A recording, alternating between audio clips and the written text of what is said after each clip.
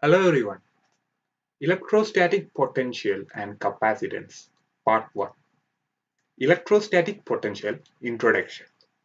In this video, I will be discussing about electrostatic potential. First, introduction. Coulomb force between two charges is also a conservative force like gravitational force. Hence, it is possible to define electrostatic potential energy of a charge in an electric field, just like the case of a mass in a gravitational field. For that, first we can consider a positively charged capital Q. Now, a very small test charge plus Q is moved from point R to point P.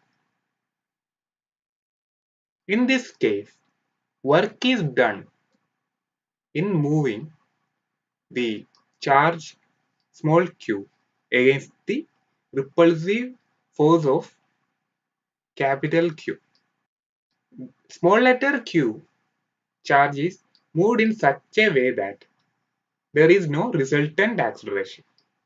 The force provided is just enough to change the position of small letter q from R to P, and it is done slowly. And the charge of small letter q is very small, so that it does not affect capital letter Q charge. Now, the work done in this case is given by integral R to P f x dot dr. And this work is done against the repulsive force Fc. So we can see that this integral P to R f x dot dr is equal to minus integral R to P f of E dot dr. Now the change in potential energy between these two positions, delta U is equal to UP minus UR, which is equivalent to the total work done. Now we can take the case when the point R is at infinity. In this case, W infinity P is equal to UP minus U infinity, which becomes UP, which is the potential energy at point P. Hence, we can define the potential energy of a charge Q at a point in the presence of field due to any charge configuration is the work done by the external force equal and opposite to the electric force in bringing the charge Q from the infinity to that point. Now we shall see electrostatic potential. To describe the potential energy associated with a charge distribution, the concept of the electrostatic potential V is introduced. Work done by an external force in bringing a unit positive charge from infinity to a point is called electrostatic potential at that point. That is V is equal to W by Q, where Q is the unit positive charge. So, the unit of electrostatic potential is volt, and 1 volt is equal to 1 joule per coulomb. That's equal to 1 Newton meter per coulomb. Now, potential due to a point charge. For that, we can consider a charge capital Q at point O, which is the origin. The potential due to this charge capital Q is to be found out at point P, which is located at a distance small r from the origin. For that, we can consider that a point charge is brought from infinity to point P. Now, the force experienced by this charge at point P dash, which is located at a distance of r dash from O, is given by force on charge at P dash is equal to Q into 1 by 4 pi epsilon 0 r dash the whole square r cap dash, where r cap dash is the unit vector which is in the direction of r dash. Now, let this point charge move by a distance of delta r dash. In this case, the work done against force from r dash to r dash plus delta r dash, delta w is equal to negative q by 4 pi epsilon 0 r dash square delta r dash. Since work is done against the repulsive force of capital Q. Now, the total work done can be found out by integrating W is equal to negative integral infinity to R Q by 4 pi epsilon 0 R dash square dot dr dash, which is equal to Q by 4 pi epsilon 0 R dash from infinity to R, which becomes Q by 4 pi epsilon 0 R. So, V of R, which is the potential at point P, is given by Q by 4 pi epsilon 0 R. Now, potential due to a system of charges. In this case, the potential at P due to a system of charges Q1, Q2, Q3, etc. Qn can be found out. For this, we use the superposition principle. That is, the potential V at P due to a total charge configuration is the algebraic sum of the potentials due to the individual charges. That is, V is equal to V1 plus V2 plus V3 plus etc. plus Vn. That's equal to 1 by 4 pi epsilon 0 into Q1 by R1P plus Q2 by R2P plus Q3 by R3P plus etc. Qn by Np. Now we can see the potential due to a electric dipole.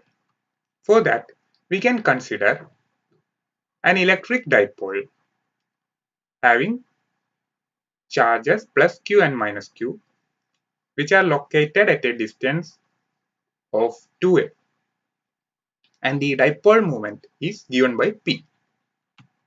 Now it is required to find potential due to this dipole at p, and this point p is located at a distance of r from the center of the dipole, and the center of the dipole is taken as the origin O.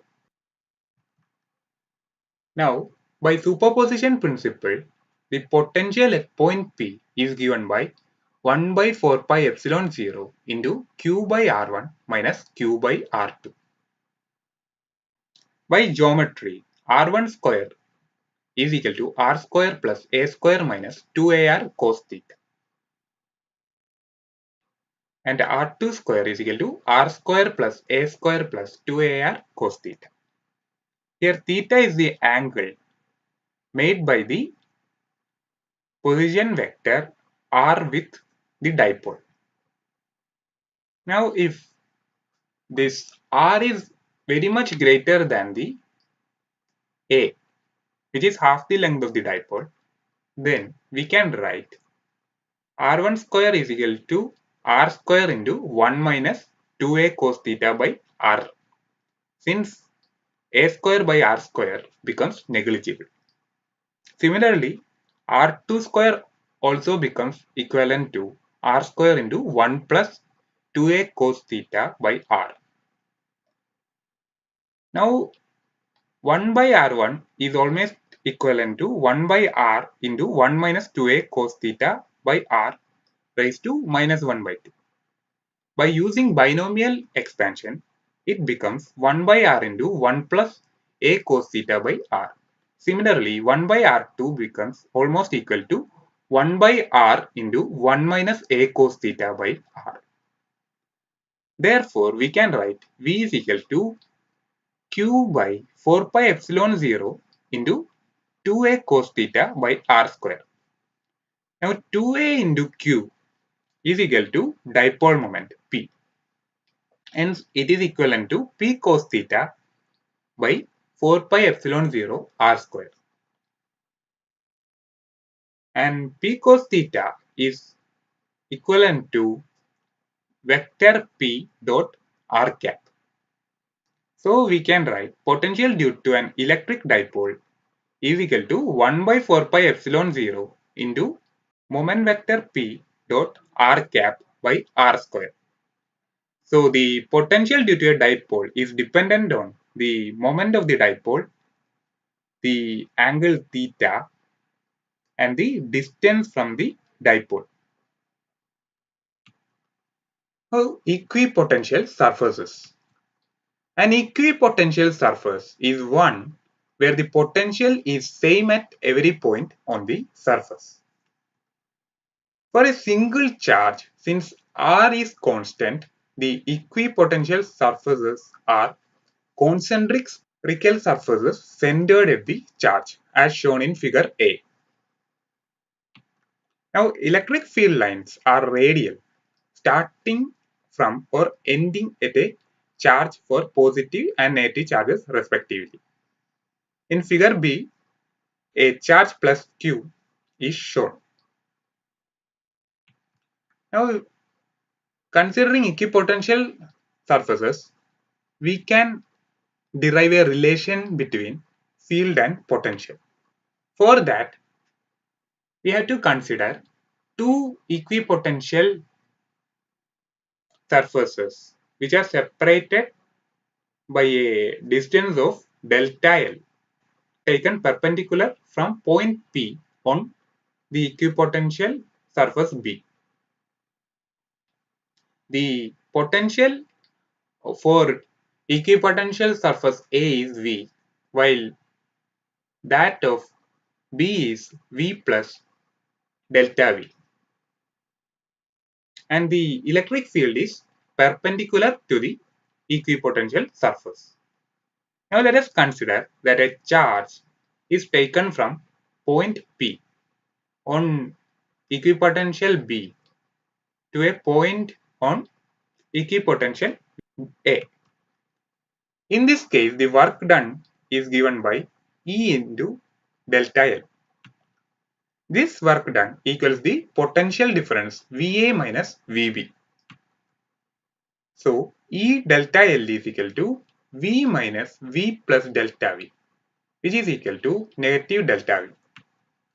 That is, electric field intensity E is equal to negative delta V by delta L. So, this is the relation between electric field intensity and potential.